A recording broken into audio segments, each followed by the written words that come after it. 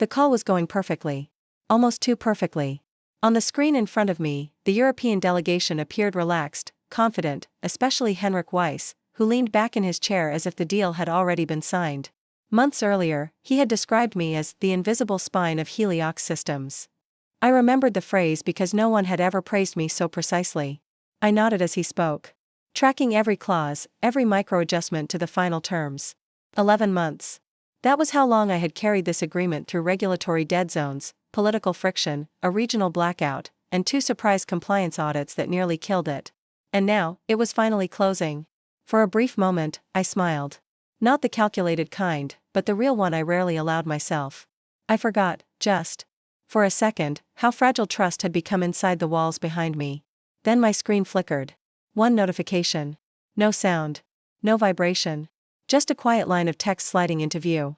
Urgent, role status update. I didn't react. I didn't stop listening. Henrik continued outlining delivery timelines, confident and composed. I kept nodding, my posture unchanged, as if nothing had happened. My pulse, however, slipped out of rhythm. I didn't open the message. Not yet. No serious company terminates an executive during a live international negotiation. It had to be a mistake. A misfire. Some automated HR workflow triggered by the wrong tag. He finished speaking. I unmuted. We're aligned, I said evenly. We'll proceed with your adjustments. I'll send the finalized documents by end of day. My voice didn't shake. That detail mattered. I ended the call. The screen dimmed. The moment collapsed. Only then did I open the email. 2 sentences. No greeting. No signature. Due to operational restructuring, your position has been deemed non-essential. Please vacate your workspace by 5 p.m. today. Final compensation will be processed within 14 business days. That was it. No explanation. No acknowledgement of the decade I'd spent designing, reinforcing, and quietly stabilizing Heliox Systems from the inside out. Just a sanitized dismissal, carefully worded to sound procedural instead of personal. I stared at the screen. Nothing formed in my mind. No anger. No disbelief. Just silence. The heavy kind, the kind that hums right before something fractures. Non-essential, I said aloud. Testing the word in the air. It didn't belong to me. Outside my office window, the city moved like it always had. Cars. People. Reflections sliding across glass towers. Everything looked unchanged, which made the shift feel unreal. I didn't cry. I didn't shout. I simply sat there until the warmth of the laptop faded into cold metal. Then I stood. I took my coat. The brass keycard. The fountain pen. My mother had given me years ago after my first promotion. A small framed photo of my daughter at 7, missing 2 teeth and holding a paper crown. And finally, the stone rook that had lived on the corner of my desk since the day I became chief systems architect. I left everything else behind. Awards. Plaques.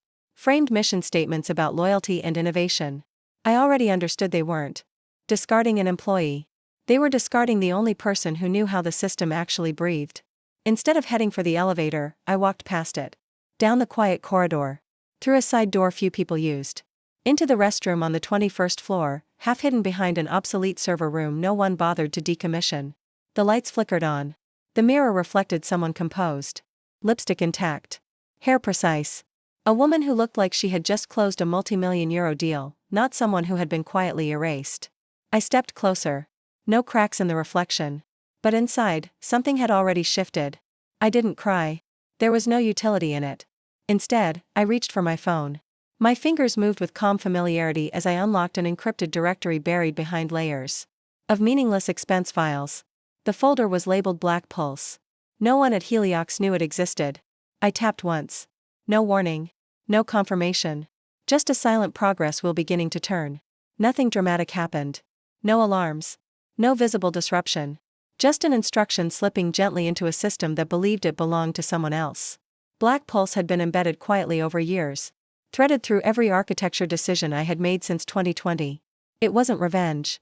It was insurance. A safeguard built from memory. Because I had learned once already what happens to people who speak too early. Years ago, at a different firm, after a security failure leadership tried to bury, I had told the truth in a company-wide meeting. By Friday, I was reassigned, isolated, erased without paperwork. The memo called me non-collaborative. That week taught me 2 things.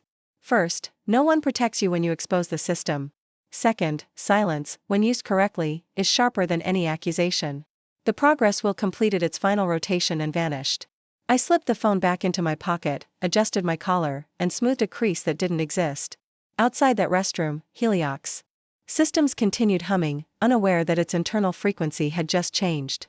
I walked back to my office like nothing had happened. And that was the most dangerous part, that I closed my office door behind me with the same care I'd used every morning for the past 9 years. No rush. No hesitation. The room smelled faintly of citrus polish and burnt coffee, a combination so familiar it felt like muscle memory. This wasn't an office. It had never been. It was a control room. A shelter. Sometimes a battlefield. I set my bag on the chair and began packing with intention, not fear. First, the fountain pen. Its lacquered surface was worn where my fingers rested, but it still wrote clean, precise. Then the photo of my daughter. She was overseas now, believed I worked in strategic consulting. I'd never told her how often that meant standing between fragile systems and men who confused authority with competence. The last thing I picked up was the stone rook. Heavier than it looked. Solid. Quiet. It had watched everything. The late nights. The emergency patches. The quiet decisions that prevented disasters no one would ever know about. I turned it once in my palm, feeling its weight, then placed it gently into my bag. The plaques along the wall stayed where they were. 12 of them. Each engraved with words like excellence, vision, leadership. None of them had come with protection. They were trophies for usefulness, not respect. I didn't even touch the glass cube etched with loyalty builds legacy. I used to trace those words when exhaustion crept in. Not anymore. I was loyal, I said softly, to no one in particular. Until you made me disposable. I zipped the bag and stepped back into the corridor. No one stopped me. No one looked up. The same people who had relied on me daily suddenly found the floor fascinating. I wasn't angry at them. Heliox had taught everyone how to survive. It just forgot how to value the architects. The elevator doors opened. I stepped inside. Eyes fixed on the numbers as they descended. 21. 18. 14. By the time I reached the lobby, something subtle had already shifted. A screen above reception flickered, flashed a thin blue error bar, then corrected itself. No one reacted. I passed security, nodded to Marcus at the desk. He nodded back, unaware. Outside, the afternoon air felt warmer than it should have. Not relief. Not satisfaction. Awareness. The kind you feel standing near deep water. Halfway down the block, my phone buzzed. Iris, something's wrong. Floor 12 latency spike. Iris, dashboard's freezing. Iris, Slack just autologged everyone out. I didn't respond. She didn't need me to. She already knew. Inside Heliox, confusion was spreading quietly. Screens stalling. APIs timing out. Not enough to trigger alarms. Just enough to feel wrong. Someone rebooted an analytics node. Everything came back green. Too green. Then the espresso machine in the executive lounge shut down mid-cycle. That was when Julian Cross lost control. I didn't see it, but Iris told me later. He stormed into my now empty office, tie crooked, phone clenched like a weapon. He expected answers. Maybe apologies. What he found instead was absence. An open drawer. A missing chair. And silence. What did she do? He demanded. No one answered. By the time my phone rang, I was 2 blocks away. I let it ring. I imagined him pacing, shouting about backups, demanding logs, convinced this was sabotage. He still thought in terms of enemies. He hadn't realized the system was simply rearranging itself. I slowed near a small plaza tucked behind the courthouse. A few benches. Overgrown planters. Quiet. I sat beneath a crooked tree and let the stillness settle. My phone buzzed again. Not a message. A notification. Shared folder activity, mirror sync initialized. That wasn't Iris's job. Not officially. But she knew where to look. More importantly, she knew when. 2 minutes later, footsteps approached. I didn't turn. She sat beside me. Tablet clutched close, ID badge still visible. Neutral blouse. Flat shoes. Hair pulled back just enough to look efficient, not ambitious. A survival balance I'd taught her without words. She said nothing. Neither did I. That glance was enough. She didn't know everything. I'd never told her about Black Pulse. About the deeper redundancies or the dormant shell nodes threaded through legacy frameworks. But she knew this wasn't an accident. She knew the system was changing on purpose. And she knew who had initiated it. You okay? I asked quietly. She nodded once. They pulled a fire drill. System thinks it's misalignment. Of course it did. You accessed Mirror Watch? I asked. Only to observe, she said. Not to trigger. Good. I leaned back, closed my eyes for a second. The air felt heavier. Late summer always lingered like it had something to prove. "Do you need me to do anything else?" she asked. I looked at her grip on the tablet. "Not tight. Ready?" "You already have," I said. She reached into her bag and slipped a small drive into mine. "Fail-safe copy," she said. "Just in case." I didn't ask when she built it. She didn't ask what came next. That was the difference between Iris and everyone else still scrambling inside that building. As she walked away, blending back into the city, I understood something clearly. This wasn't just my exit. It was a transfer. I stayed on that bench long after Iris disappeared into the crowd. The plaza was unchanged from the last time I'd been there years ago, same cracked concrete, same bench tilted just slightly to the left, same tree that never seemed healthy no matter the season. I recognized it immediately. This was where I'd come after my first quiet demotion, years before Heliox, back when I still believed effort alone could correct imbalance. Back then, I'd sat here hollowed out, convinced I'd miscalculated something fundamental about loyalty. Today, I felt none of that. I felt calibrated. Every decision that once felt reactive now aligned with something colder, sharper. I wasn't improvising anymore. I was executing a design that had been waiting patiently for the right moment. My phone vibrated again. Blocked number. I answered without speaking. There was a pause. For seconds exactly. "Protocol confirmed," a woman said. Her accent was clipped, European. "Precise. Containment level?" "Stable," I replied. "But shifting." Another pause, shorter this time. "Visibility?" "Only where I allow it." We hadn't spoken in nearly a decade.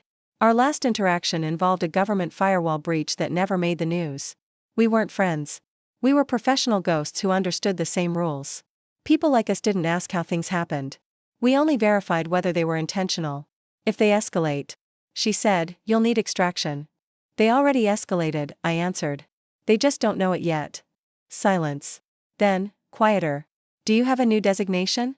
I looked out over the water beyond the plaza, watched ripples collide and disappear. Systems behaved the same way. Pressure met resistance, and something always gave. "Noctis," I said. "For now." She acknowledged it with the faint sound of typing. "If they come to us, we won't confirm." "You never do." I stood, rolled my shoulders once, and started walking. With every step, Black Pulse continued its work. Inside Heliox, teams were rebooting systems that appeared responsive but no longer obeyed them. Status bars filled. Dashboards glowed green. Success indicators chimed softly. None of it meant anything. Metrics had become theater. They were operating inside a reflection. Julian Cross was still holding meetings. Drafting reassurances. Telling the board this was a temporary disruption. I knew because his internal communications had been routed through mirrored channels months ago. He thought he was speaking to leadership. He was speaking to an echo. Every confident sentence dissolved the moment it left his screen. I stopped at a cafe 5 blocks away, the kind executives used during audits. Same corner table. Same neutral music. I opened my laptop. The Black Pulse diagnostic panel bloomed across the screen. 92% saturation. Perfect. The heartbeat I'd designed years earlier was now orchestrating its final phase. Heliox's internal IT initiated a cascade reboot. To them, everything recovered beautifully. No alerts. No red flags. Just comfort. What they didn't know was they weren't rebooting Heliox.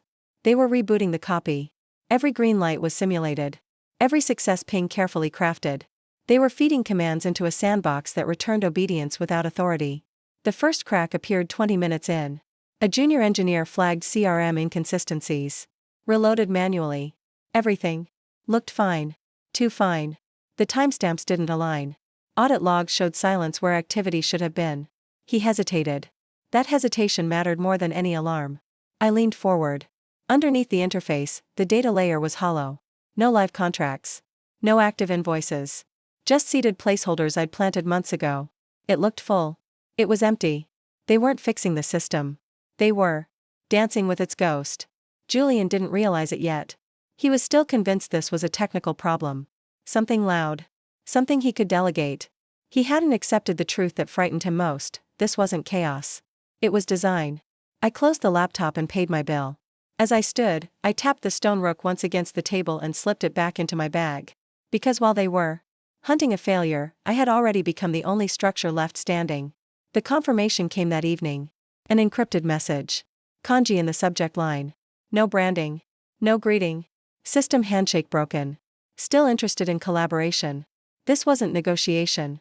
It was recognition. The kind that arrives only after everyone else realizes they no longer control the terrain. I replied with a single word. Yes.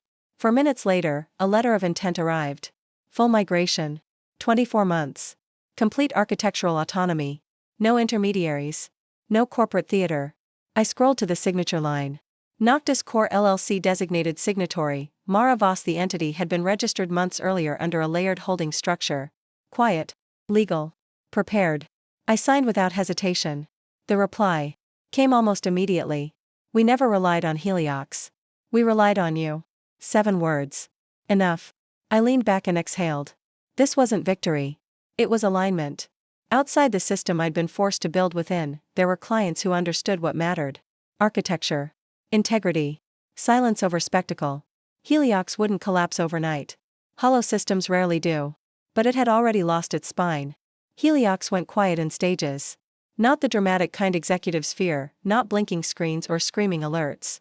This was worse. Emails delayed by minutes. Reports that arrived complete but wrong. Meetings where everyone agreed and nothing moved forward. The illusion of function lingered just long enough to keep panic at bay. What spread instead was uncertainty, soft. Almost polite, but relentless. The kind that makes people double-check work that used to be automatic. Julian called it stabilization. By morning, the board called it concern. I watched the internal feeds from a distance, sipping coffee in an apartment that still smelled like fresh paint and unopened boxes. Temporary housing. Transitional space. I'd chosen it deliberately. Nothing here knew me. Yet. That mattered. The furniture was generic, the walls unmarked. No history meant no expectations. It was easier to think in places that didn't remember you. At 8:42, legal initiated a discovery sweep. At 9:10, compliance requested raw logs. At 9:27, finance froze non-essential spending. Each action triggered a response from the mirror, polite, complete, and ultimately useless. Every dataset they pulled reconciled perfectly with itself and nothing else. Patterns aligned too neatly. Variance disappeared. That absence should have terrified them. The system was teaching them a lesson in epistemology. Iris messaged once. Just once. Iris, they're asking for you by name now. I didn't reply. Names are leverage only if the person still answers to them.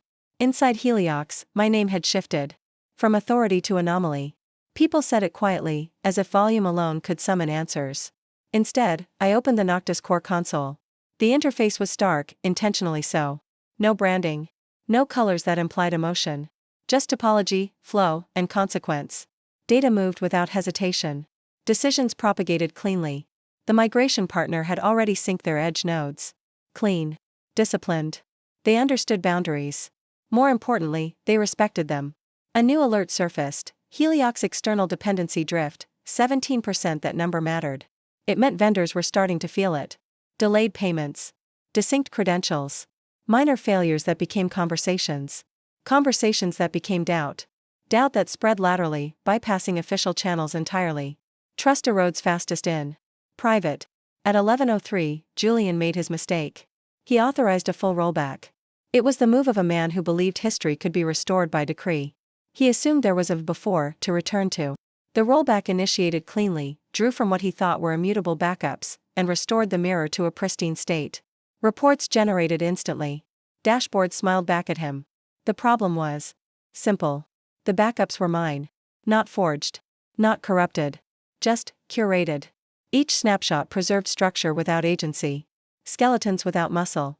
The rollback succeeded perfectly and changed nothing that mattered. Control doesn't live in data. It lives in understanding. When the realization hit, it came sideways. A vendor escalated. Then another. A partner asked for live verification and didn't accept screenshots. The board demanded an external audit. Julian promised transparency. He had always believed visibility equaled control. Transparency is lethal when there's nothing underneath. By afternoon, Heliox's stock began to wobble. Not a crash. A tremor. Analysts couldn't articulate why. They just felt the absence of confidence. Markets are sensitive to silence, and Heliox had begun to speak only in echoes of itself. I took a walk as the city shifted into evening.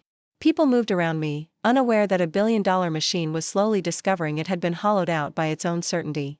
Streetlights flickered on. Somewhere, a server room hummed faithfully, executing instructions that no longer reached reality. Machines don't question authority. Systems do. My phone rang. This time, I answered. Mara, Julian said. His voice was controlled. Too controlled. We need to talk. No, I replied. You need to listen. A pause. I could hear him recalibrating, searching for leverage that no longer existed. If this is about the termination, this is about architecture, I said. You dismissed it as overhead. You turned resilience into a line item. You wanted obedience. Instead of understanding. You sabotaged us, he said, finally letting the accusation surface. I removed myself, I corrected. The system failed because it required a human you treated as optional. Silence stretched. I imagined him looking around a room full of people who suddenly couldn't help him. Authority without comprehension is a very lonely position. What do you want? He asked. I stopped walking. Watched traffic pool at a red light. Nothing, I said. That's the point. I ended the call. Back home, I checked the console one last time. External dependency drift, 41%. The curve was accelerating. Past a certain threshold, recovery required trust. Trust doesn't reboot. It has to be rebuilt, slowly, and Heliox had already spent it. I set the stone rook on the table and left it. There. For the first time, it wasn't guarding anything. It was simply a reminder, systems don't collapse because of enemies. They collapse because they forget who understands them. Tomorrow, Heliox would announce a restructuring. An apology. A commitment to change. It wouldn't matter. Because the center was already gone, the announcement came the next morning, exactly as I expected. Carefully timed. Carefully worded.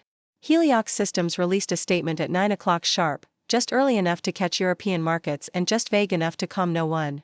Phrases like temporary disruption, ongoing internal review, commitment to transparency floated across financial news feeds. Words designed to slow panic, not solve problems. Inside the building, it landed like fog. Employees gathered around screens, reading the same paragraph again and again, trying to extract meaning that wasn't there. Some felt relief. Most felt unease. A few, the ones who understood systems instead of slogans, felt something closer to dread. By noon, the board convened an emergency session. External consultants dialed in. Legal counsel filled virtual rooms with procedural language. Everyone talked. No one listened. That was Heliox's final form, noise without signal. Julian Cross sat at the head of the table, hands folded, posture rigid. He hadn't slept. It showed in the micro-delays between questions and responses, the slight lag that never appeared in transcripts but always appeared in judgment. He still believed there was a move left to make. A lever he hadn't pulled. A call he hadn't placed. He was wrong. At 13:17, the first major client froze their contract. Not cancelled. Just paused. A polite email. Until operational clarity is restored. That phrase spread faster than any outage ever had. By 1400 hours, 3 more followed. By 1530, vendors stopped extending grace periods. Heliox was still technically alive. But it was no longer trusted. Trust, once broken, doesn't shatter. It thins. It stretches until every interaction becomes fragile. Every delay suspicious. Every reassurance suspect. And Heliox had built itself on the assumption that trust was automatic. I watched it unfold from a distance, not out of satisfaction, but out of confirmation. The system behaved exactly as designed. When a central intelligence is removed without replacement, the structure doesn't collapse inward. It fragments outward. People began protecting themselves. Directors stopped CCING each other. Managers started saving emails locally. Engineers documented decisions that used to live only in conversation. The organization hardened, cell by cell, each unit trying to survive independently. That was the point of no return. In the late afternoon, Iris sent one final message. Iris, they're asking if you'd consider consulting. Short term. Emergency basis. I read it twice. Then deleted it. By the time desperation reaches for what it discarded, it's already too late. Consulting would have required trust. Authority. Alignment. Heliox wanted a patch, not a reckoning. They wanted the appearance of control. As evening settled, news outlets began speculating openly. Analysts used careful language. But the conclusion was unavoidable. Leadership gap. Operational opacity. Structural risk. Heliox's valuation dipped again. Not dramatically. Just enough to be noticed. Enough to invite predators. I closed the feeds and turned my attention back to Noctis Core. The contrast was almost unfair. Where Heliox churned, Noctis flowed. Migration schedules updated in real time. Decisions resolved in minutes. Not meetings. There were no executive summaries, no motivational decks. Just architecture, intent, and accountability. Every component knew its role. Every failure had a defined boundary. This was what Heliox could have been. Not bigger. Not louder. Just honest. That night, I poured a glass of water and sat by the window. The city below moved on, indifferent to corporate drama. Taxis passed. Lights flickered. Somewhere, a server room hummed faithfully, executing instructions that no longer reached reality. Machines don't question authority. Systems do. The difference this time was that I wasn't inside it anymore. At 2241, my secure line lit up. Unknown origin. High-grade encryption. I answered. You've made your point, a man said. American.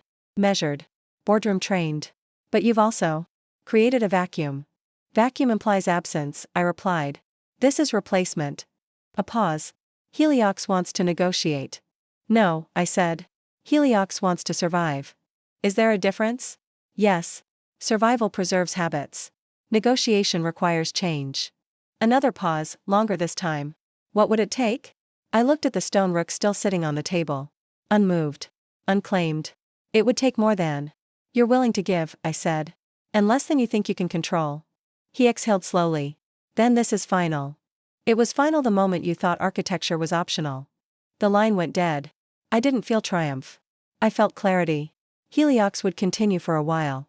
It would restructure, rebrand, rotate leadership. It might even recover partially. Corporations that large rarely die quickly. They shed weight. They shrink. They forget why they were built. But the version of Heliox that mattered, the one that actually worked, was already gone. Because it had been human. And it had been disposable. Near midnight, I shut down my console and prepared for sleep. Tomorrow would bring new work, new systems, new risks. The kind worth taking. The kind that didn't require pretending loyalty was a substitute for understanding. Before turning off the light, I sent one last message, not to Heliox, not to Iris, not to anyone still inside that world. It went to a private log. A simple line, time-stamped and immutable. Control is not enforced. It is earned. I placed the stone rook back into my bag. Not as a shield. Not as a weapon. But as a reminder. I wasn't fired. I was released. And Heliox was finally forced to operate without the illusion that systems survive on authority alone. They don't. They survive on those who understand them. And this time, I walked away first.